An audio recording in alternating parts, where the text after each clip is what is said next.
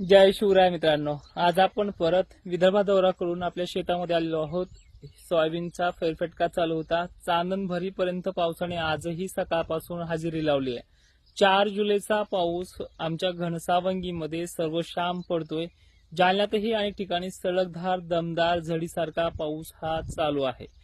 पण आता खानदेशचं जे काही पाऊस घेण्याचं प्रकरण चालू आहे त्यामध्ये 40 गावच्या तापीचं बरंच पाणी वाढलेलं आहे। तुम्ही न्यूजच्या माध्यमातून पाहिलं।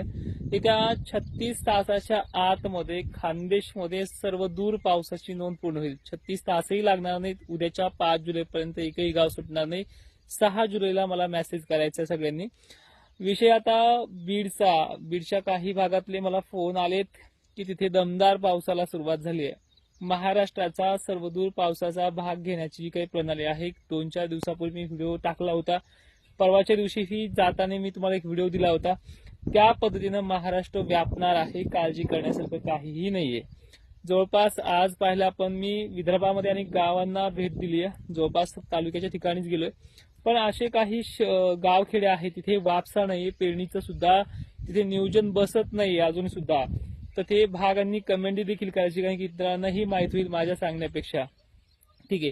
दुसरी महत्वाची गोष्ट अशी आहे की जवळपास आता जो काही लातूर आहे, सांगली आहे, सोलापूर आहे, बीड जिल्हा आहे आणि परभणी आहे, या भागांमध्ये काही 10-5च गावं अशी आहेत की तिथे पेरण्या थांबलेल्या आहेत कमी ओलीमुळे।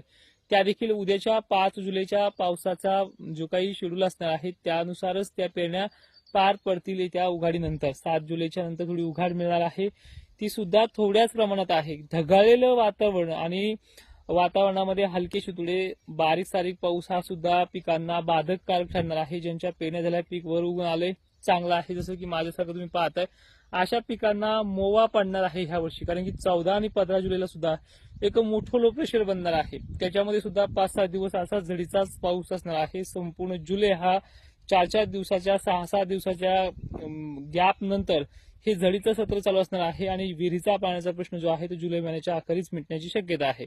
काही भागांमध्ये तो आताच मिटलेला आहे, जो विदर्भाचा आहे, काही खानदेशमध्ये तुरळक भाग आहेत असे भाग। आता थोडक्यामध्ये आपण जिल्ह्यानुसार पाहूयात पुढील कंडिशन काय असणार आहे। आज 4 जुलै आहे, अनेक ठिकाणी झडीचं स्वरूप आहे।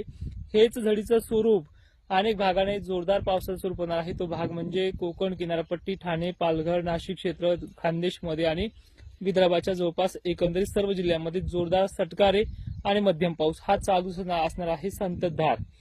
बीड जिल्ह्याला 5 जुलै आणि 6 जुलै तारणारी असणार आहे। ह्या दोन्ही दिवसामध्ये या भागाची जवळपास 100% व्याप्ती ही पूर्ण होईल अशी शक्यता दिसते आहे। कारण की वारे सुटले की आपण घाबरतो आणि वाऱ्या सुटल्या हा वारच पाऊस घेऊन आलाय। खरं तर पाहिलं होतं घनसावंगीतले गोदापट्टी जे आहेत त्यांना सुद्धा भरपूर पाणी ह्या 2 दिवसातच होऊन जाईल। अजून दुपारही झाली नाहीये, दुपारनंतर सुद्धा पावसाचा जोर हा संध्याकाळी सुद्धा वाढणार आहे आणि अनेक ठिकाणी हा वाढणार आहे। विदर्भ आणि मराठवाड्याची जवळपास साम्यता बऱ्यापैकी आहे, म्हणजे काही भागांना चांगला काही भागांना कमी आंबट पट्टे वगैरे आपण पाहिलं तर अशा प्रकारे यांना सुद्धा रिपिटेशन मध्ये पडतच राहणार आहे। 6 तारखेपर्यंत ही झड बंद होणार नाहीये। 5 आहे, 6ला आहे, 7ला थोडी कमी होईल, पण त्यामध्ये सुद्धा पाणी अधूनमधून चालूच राहील। बीड जिल्ह्याचं आणि जालन्याचं एक थोडंसं वेगळं अंतर आहे पावसाच्या बाबतीत सुद्धा। जो काही जालन्याच्या अलीकडा पट्टा आहे हिसवण वगैरे यांना सुद्धा ह्या 2 दिवसात चांगला पाणी पडणार आहे। बीडच्या सुद्धा राहिलेल्या मादळमोही परिसरात जो पश्चिमेकडील भागांमध्ये मोडतोय यांना 5 जुलैपर्यंत बऱ्यापैकी घेऊन जाईल, म्हणजे उद्याच्या संध्याकाळपर्यंत हा भाग जवळपास होऊनच जाण्याची परिस्थिती आहे। आता पूर्ण जुलै कसं जाईल हे थोडक्यात जर समजून घेऊयात। खानदेशचं तुम्हाला समजलं की आता 24 तासात तो पूर्ण होऊन जाईल 5 जुलैपर्यंत।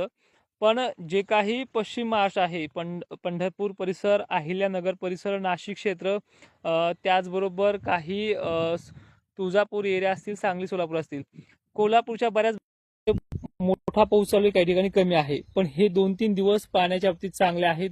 ह्या दमदार पाण्यावरती त्यांची जी काही कोरड आहे जमिनीची ती पूर्ण भागेल अशी शक्यता दिसते मॉडेलनुसार सुद्धा। आणि येणाऱ्या काळ सुद्धा ह्या 2-3 दिवसामध्ये हे पूर्ण भाग व्यापले जातील आणि असाच आपला अंदाज सुद्धा होता। जवळपास महाराष्ट्राचे एकंदरीत जर चित्र आपण पाहिलं तर भवितव्य पुढचं सुद्धा जर पाहिलं आपण परतीच्या पावसापर्यंत दुष्काळी कुठलेच लक्षण दिसत नाही। हा, गेल्या वर्षीच्या तुलनेत 10% पाऊस कमी आहे, तो आपल्या 5 मार्च रिपोर्टमध्ये सांगितलाय। पण पाण्याचा प्रश्न मिटवणारं हे साल असेल, हिवाळा भरणं पूर्ण होईल असं हे साल आहे अजून ज्यांना असं आमच्या गावासारखं जर जेमतेमच पाऊस पडतो आहे किंवा चांगलं पेरून गेलंय अशा भागानेही भविष्यामध्ये टेन्शन घ्यायचं काही काम नाही. पावसापुढे सुद्धा चांगले आहेत. जय शिवराय. धन्यवाद.